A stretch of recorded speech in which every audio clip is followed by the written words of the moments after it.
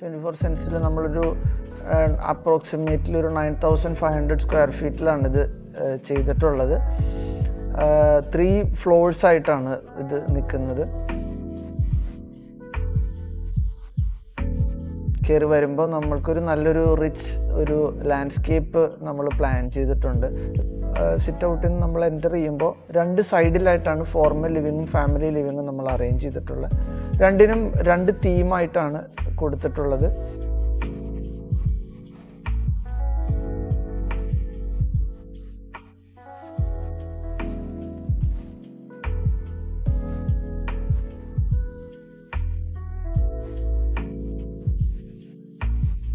പിന്നെ നമ്മൾ once we enter the house നമുക്കൊരു വലിയൊരു പാസേജ് ഉണ്ട്. ആ പാസേജ് കൂടെ നടന്നു വന്നിട്ടാണ് നമ്മൾ പിന്നെ വീടിൻ്റെ ബാക്കിയുള്ള റൂംസിലേക്കാണെങ്കിലും ഡൈനിങ്ങിലേക്കും കിച്ചണിലേക്കും എല്ലാം പോകുന്നത്.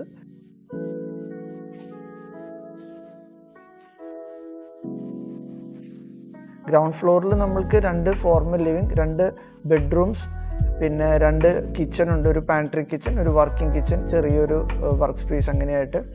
പിന്നെ കിച്ചണിനെ പറ്റി പറയുകയാണെന്നുണ്ടെങ്കിൽ ഫസ്റ്റത്തെ പാൻട്രി കിച്ചണിൽ ഒരു C ഷേപ്ഡ് ഒരു പാൻട്രി ടേബിൾ നമ്മൾ അറേഞ്ച് ചെയ്തിട്ടുണ്ട്. അതിൽ തന്നെ നമുക്ക് ഹീറ്റ് ചെയ്യാനുള്ള ഓപ്ഷൻസും എല്ലാം ഉണ്ട്. നമുക്ക് 2 ആക്സസ് ഉണ്ട് മേളിലേക്ക് പോകാനായിട്ട്. നമുക്കൊരു കർവ്ഡ് ആയിട്ടുള്ളൊരു സ്റ്റെപ്പും ഉണ്ട്, ലിഫ്റ്റ് ആക്സസും ഉണ്ട്. ലിഫ്റ്റ് കയറി മേളിൽ ചെന്ന് കഴിഞ്ഞാൽ നമുക്ക് അവിടെ ഒരു 4 ബെഡ്റൂംസാണ് പൊസിഷൻ ചെയ്തിട്ടുള്ളത്. താഴത്തുള്ള ബെഡ്റൂംസിനാണെങ്കിലും മേളിലത്തെ ബെഡ്റൂംസിന് എല്ലാത്തിനും ബാൽക്കണി ഉണ്ട്, വാക്ക് ഇൻ വാർഡ്രോബ് ഉണ്ട്, അറ്റാച്ച്ഡ് ടോയ്ലറ്റും ഉണ്ട്. നല്ല ഹ്യൂജ് സൈസാണ് ബെഡ്റൂംസിനെല്ലാം കൊടുത്തിട്ടുള്ളത്.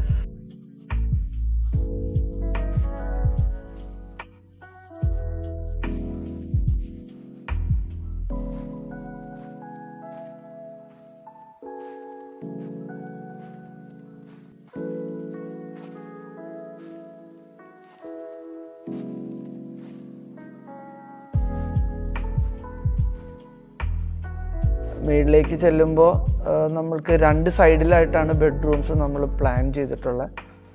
ഒരു സൈഡിൽ 2, മറ്റേ സൈഡിൽ 2 അങ്ങനെയായിട്ട്. പിന്നെ അതിൻ്റെ കൂടെ ഒരു ജിം റൂമും കൂടി ഉണ്ട്.